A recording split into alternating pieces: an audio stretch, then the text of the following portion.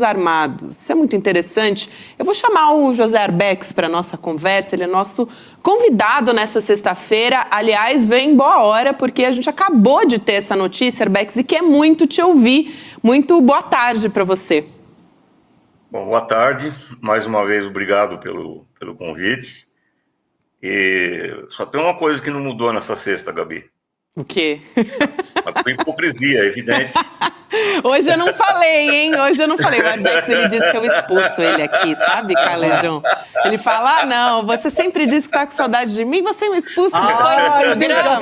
Você me manda embora. Entendi. Como assim? Entendi. Mas eu tava, assim, com saudade de você, Arbex. Aposto que era isso que ele queria ouvir de mim. Olha lá. Boa. César, é sempre isso, viu? É sempre assim, viu, César? Boa, querido. Não, olha, eu acho que o César, ele tocou no ponto que é central. Essa história toda não tem nada a ver com o Hamas, tem a ver com interesses geopolíticos e pecuniários da família Trump. E aí também um cara fundamental nessa história toda aí é o como é que chama? O marido da filha do Trump, genro? Genro, né? Genro. É o genro do Trump. Jared Kushner, não é o nome dele? É, o Jared Kushner, que tem interesses, ele que está, na verdade, articulando o grande empreendimento imobiliário ali para transformar aquilo lá num resort. E sobre esse acordo, na verdade, rigorosamente não teve nada de novo. Nada de novo.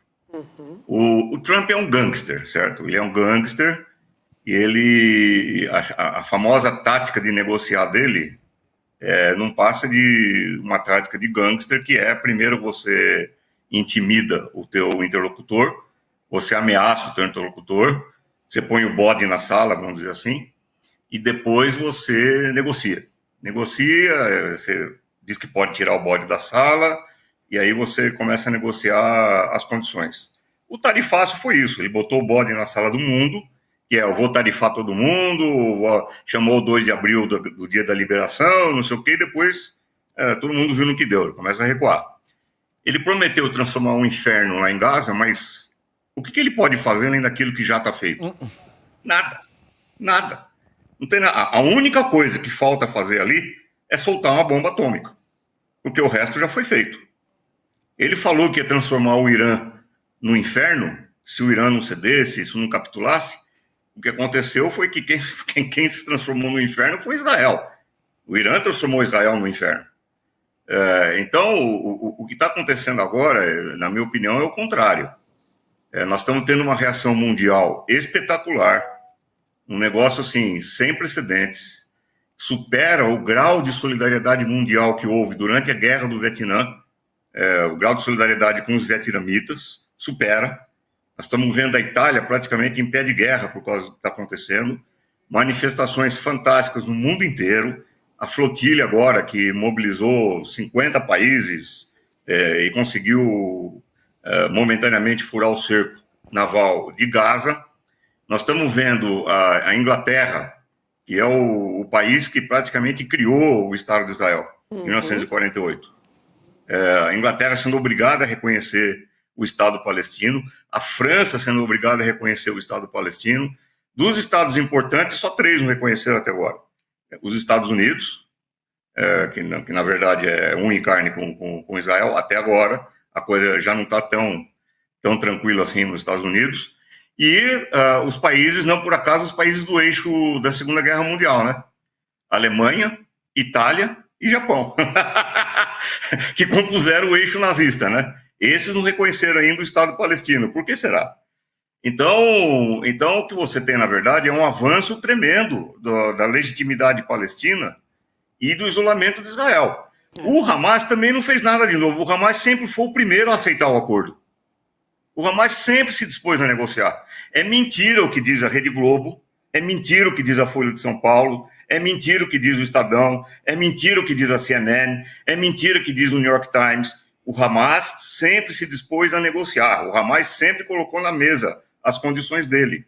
Então o Hamas, de novo, está dizendo, nós aceitamos o acordo, vamos negociar os termos.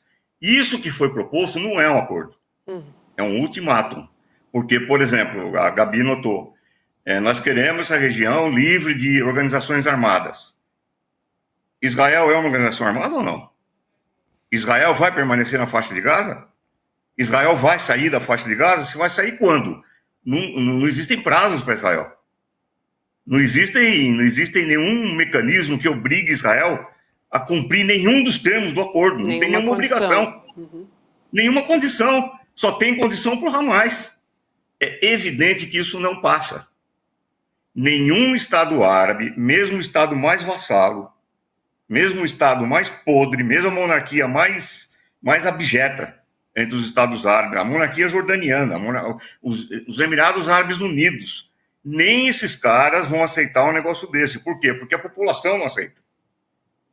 A população dos países deles não aceita. Com base em que eu estou dizendo isso, que a população não aceita? Basta ver o que está acontecendo no Iêmen. Os Estados Unidos vão lá e bombardeiam o Iêmen. Israel vai lá e bombardeia o Iêmen, matam civis adoidados no Iêmen. E o que a população faz? Vai para a rua apoiando o governo do Iêmen, continuar bombardeando Israel.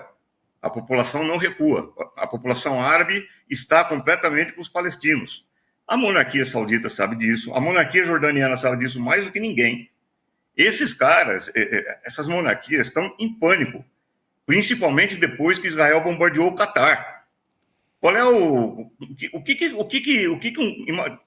coloque-se no lugar de um governante árabe que sempre cedeu a todas as exigências dos Estados Unidos e a todas as exigências de Israel. Tudo que eles quiseram, eu cedi. O que eu recebi em volta?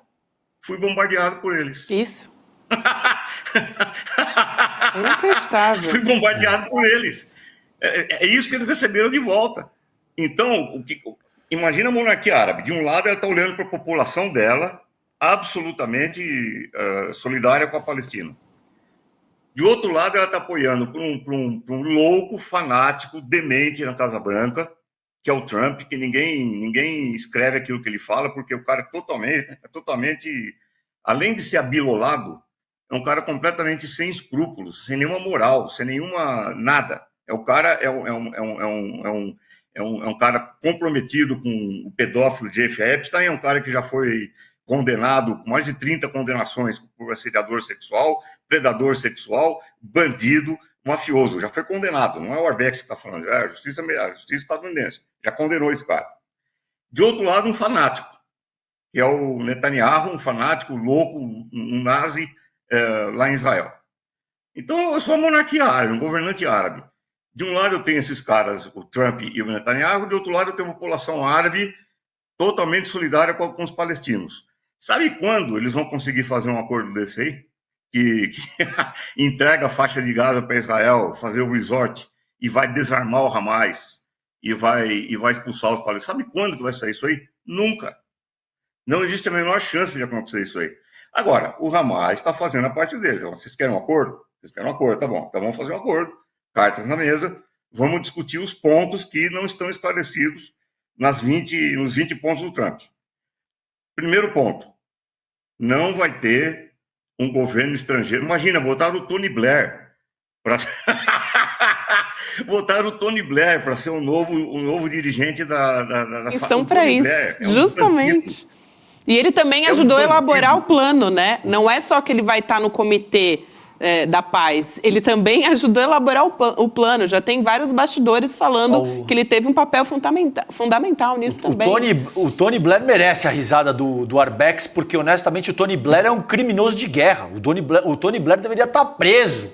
Como é que ele vai ser alçado à liderança de um país estrangeiro? Então, assim, de fato, Arbex, essa aí merece a tua risada. Essa indicação merece. Depois de apoiar o Iraque, né? O Tony Blair foi um dos arquitetos de 2003.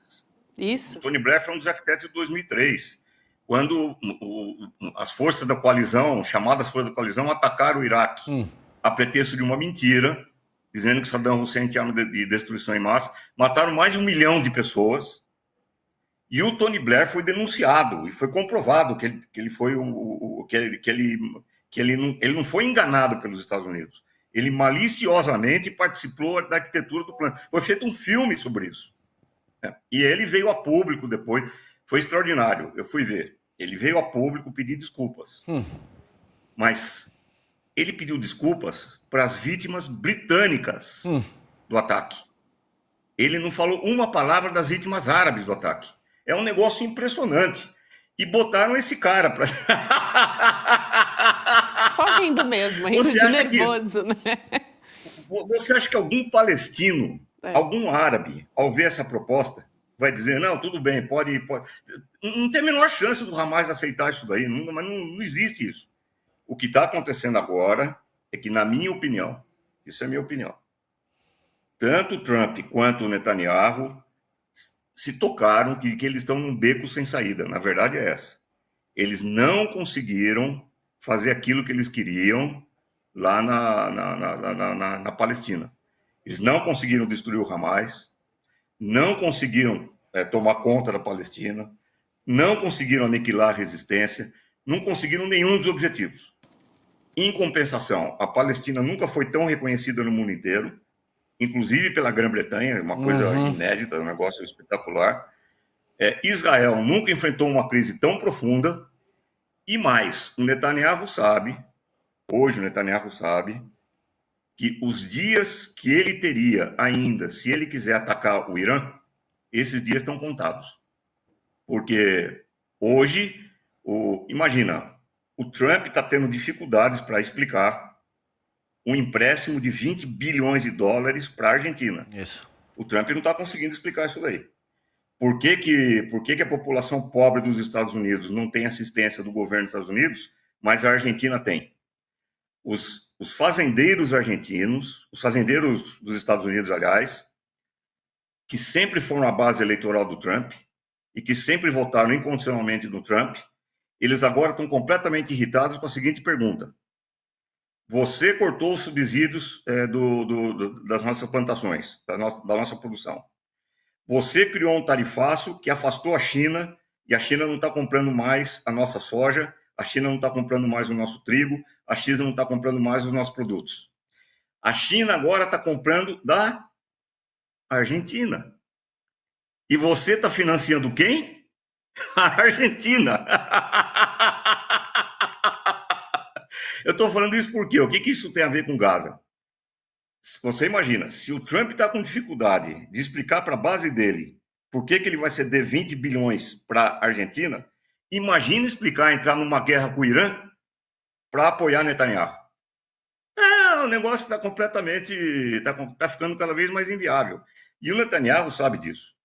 Então, na minha opinião, esse dito acordo dos 20 pontos foi uma medida de desespero, uma medida de urgência, adotada tanto pelo Netanyahu quanto pelo Trump, para tentar, de alguma maneira, nos próximos meses, tentar alguma virada de situação que permita que dê fôlego para o Netanyahu lá em Israel, para ele, se ele ainda tiver esses planos, eu acho que tem, fazer um novo ataque ao Irã. Vai dar certo? Na minha opinião, muito difícil. Primeiro, pela situação interna dos Estados Unidos. Quando eu falava aqui no ICL que os Estados Unidos estavam indo para a guerra civil, muita gente dizia que eu estava exagerando. A Bex está louco, guerra civil dos Estados Unidos. Hoje, o New York Times está discutindo a hipótese de uma guerra civil. Verdade. O New York Times está discutindo a hipótese de uma guerra civil. Você falou aqui com a gente, inclusive, Arbex, sobre isso. Verdade. Então, eu falava isso no começo do Trump. Eu falava, esse cara vai levar os Estados Unidos para uma guerra civil. E todo mundo, o Arbex está exagerando, o Arbex está louco, o Arbex acha que ele está indo na época da guerra do Vietnã, o Arbex ficou velho, não sei o quê. Tá aí. Então, primeiro você tem a situação interna dos Estados Unidos, que está um negócio completamente insustentável, e você tem a situação interna de Israel, que também está no limite da explosão, porque você tem movimento de reservistas que estão se recusando a voltar para Gaza. Você tem movimento de jovens queimando a convocatória, o alistamento militar em praça pública. Você tem rabinos religiosos dizendo que não vão lutar nessa guerra, porque a consciência deles não permite. Quer dizer, você tem uma situação dentro de Israel que está à beira da implosão. Essa é a situação real. O resto, olha, é espuma de fumaça. O Trump falar que vai soltar um inferno não sei aonde, isso, para mim, já... Ele falou que ia soltar o inferno no Irã. O único inferno que ele soltou foi em Israel, com a resposta que o Irã deu para Israel. Orbex, e se ele queria soltar todo o inferno na região, ele chegou 2 anos atrasado. Pois é. Porque isso já aconteceu. E para não ir para antes ainda, Gabi, porque a ideia, se é submeter o povo palestino ao tipo de inferno ao qual ele se refere, isso está acontecendo há 70, 80 anos. Então, assim, chegou um pouco atrasado. E eu concordo com o Arbex que me parece pouco provável que isso vá, de fato, evoluir para algo realmente produtivo, Gabi, que seja capaz de encerrar o genocídio. Me parece ser muito mais um truque de marketing político de alguém que estava efetivamente sem alternativas, que é isso que o Arbex está colocando, do que uma real intenção de costurar um acordo duradouro de paz. Acho pouquíssimo provável que isso de fato tenha esse efeito. Não vai, até porque sem a participação dos países árabes não existe possibilidade de você ter acordo nenhum. Porque quem é que vai administrar aquela região? Com que dinheiro vai ser reconstruído Gaza? Quem é que vai constituir uma base de apoio de material, de comida, de tudo, para preservar aquela população? Quem? Israel vai fazer isso? Os Estados Unidos vão fazer isso? Não, sem a participação dos governos árabes não existe essa possibilidade. E os governos árabes, eu repito, por mais vassalos que eles sejam, por mais criaturas vis que eles sejam, por mais asquerosos que sejam aqueles monarcas, aqueles ditadores, e todos eles são, eles têm que enfrentar, de um lado, a população deles, e, de outro lado, o fato de que eles sabem muito bem que se Israel conseguir o que Israel quer em Gaza, Israel não vai parar em Gaza. Uhum. O projeto de Israel é Eretz Israel, a grande Israel, que significa tomar o Líbano inteiro ou parte do Líbano, a Síria inteira ou parte da Síria, parte da Arábia Saudita, Catar, Emirados Árabes, todos eles estão em risco. Então, não é assim. Isso até poderia ter sido colocado em dúvida por algum governante árabe, no seguinte sentido: eu dou tudo que Israel quer e Israel vai me deixar em paz. Uhum. Até o ataque ao Catar. Uhum. Agora não tem mais dúvida, ninguém tem mais dúvida sobre isso. Se os débeis mentais que governam os países árabes tinham alguma dúvida sobre isso, agora acabou a dúvida, não tem. Então, hoje, os governantes árabes eles estão numa situação assim... Orbex, e os acordos de Abraão nesse contexto? Como é que se avalia? Isso... Acabaram, né? Acabou. Acabaram. Na minha opinião, vamos explicar para o pessoal aí o que é o acordo de Abraão. O acordo Primeiro, por que o Hamas lançou o ataque no dia 8 de outubro? De 7 de outubro de 2023. Isso é minha interpretação, eu vou falar agora. Porque a Arábia Saudita estava para assinar os acordos de Abrão. O que eram os acordos de Abrão? O acordo de Abrão foi um acordo arquitetado pelo Kushner, o genro lá do Trump, que previa a assinatura de um acordo dos países árabes com Israel, no sentido de reconhecer o Estado de Israel e promover uma série de iniciativas industriais, energéticas, infraestrutura, estradas, ferrovias, gasodutos, petrodutos, que iriam dinamizar aquela região inteira na sua articulação da região com a Europa. Então, isso aí iria trazer dezenas, centenas de bilhões de dólares para aquela região, todo mundo ia ficar feliz, etc. Só tinha um problema. O acordo não mencionava uma palavrinha mágica: Palestina. Esse acordo estava para ser assinado pela Arábia Saudita. Estava para ser assinado, assim, seria na semana seguinte, até o final de outubro, seria assinado esse acordo pela Arábia Saudita. Se esse acordo é assinado pela Arábia Saudita, significaria a paz de cal na causa palestina. Porque você tinha a principal monarquia árabe islâmica, que é a Palestina, a Arábia Saudita, sede dos lugares mais sagrados do Islã, sede de Meca, sede de Medina, as cidades sagradas do Islã, que iria reconhecer o Estado de Israel e iria depositar bilhões e bilhões de dólares em Israel. A causa palestina ia para o espaço, ia perder completamente a legitimidade, porque a principal monarquia islâmica do mundo está reconhecendo Israel. O que sobrou para a Palestina? Em termos de legitimidade, em termos de caixa de ressonância para as reivindicações palestinas. Não sobrou nada, acabou. Na minha opinião, o ataque de 7 de outubro foi feito para impedir a assinatura dos acordos abrâmicos. Porque os palestinos sabiam que se esses acordos fossem assinados, acabou a causa palestina. Tanto é assim, se vocês pesquisarem, todas as grandes manifestações que estavam tendo em Israel contra Netanyahu antes do 7 de outubro, porque estava vendo, os israelenses queriam a deposição do Netanyahu, mas por outras causas, porque Netanyahu estava envolvido com escândalos de corrupção, o Netanyahu estava querendo fazer uma reforma do judiciário que praticamente anulava a corte e dava todos os poderes para o poder executivo em Israel. Então, Netanyahu estava comprando um pau com a população israelense. Estavam tendo manifestações de 500 mil pessoas em Tel Aviv contra Netanyahu. Pesquisem essas manifestações.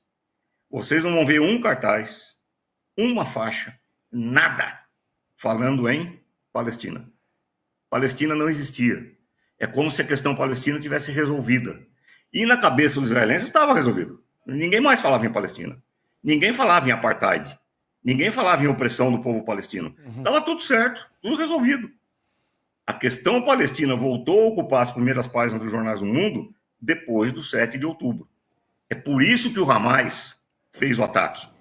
Eu fico muito irritado com uma pergunta completamente idiota do cara que é o sabichão em política externa, e ele fala assim, o Hamas não sabia que havia uma resposta absolutamente avassaladora de Israel? Ele não sabia que Israel vinha com tudo para esmagar o povo palestino? Por que eles fizeram esse ataque? Eu falo, o imbecil, o idiota, a tua pergunta parece aqueles caras que falam assim, cada vez que tem uma enchente em São Paulo, e a enchente, ou no Rio de Janeiro, e a enchente varre as casas que estão no morro, ou varre as casas que são ribeirinhas lá, construídas à beira dos córregos e dos rios, dos riachinhos, o cara vem e fala assim, mas por que eles construíram os barracos ali, naquele lugar? Eles não sabem que vai ter enchente? Eles não sabem que a enchente vai varrer o barraco? Por que eles constroem ali? É porque quem constrói ali tinha opção. O cara podia construir no Leblon, o cara podia construir nos Jardins, o cara podia construir em algum bairro chique da tua cidade, mas ele preferiu construir nas encostas do morro porque ele gosta de adrenalina, ele gosta de viver perigosamente. É por isso que ele construiu ali. O cara é um completo idiota, ele não vê que o sujeito só vai construir o barraco numa área de perigo porque não tem outra opção. O Hamas não tinha, a resistência islâmica não tinha outra opção naquele momento, porque se eles não fazem o que eles fizeram em 7 de outubro, acabou a causa palestina. É isso que gerou todo o problema. Portanto, hoje os acordos abrâmicos estão completamente fora de questão. A menos que haja um recuo total de Israel, a menos que Israel tire o time de campo, saia de Gaza, aceite um governo legítimo do povo palestino, acaba com essa patetada do Blair, que é um imbecil, um criminoso, acaba com a menos que haja isso, e eu duvido que vai haver isso, pelo menos no curto prazo, o acordo abrâmico está fora, nem se fala nisso aí. Não tem a menor condição. Olha, a gente teve muita sorte mesmo de... O Arbex, ele foi, assim, eu acho que uma das participações mais didáticas do Arbex é aqui no N2. Eu nem pisquei na sua participação aqui. É sempre assim, César. É sempre assim. Agora ela fala, foi muito legal. Te amo. Agora vem o te amo, né, Arbex? Eu te adoro, Arbex. Tava com saudade. Agora, um beijo pra você. Sempre assim, né, Arbex? Sempre assim. Muito obrigada, meu querido. Mas você volta, hein? Você volta. Foi um privilégio.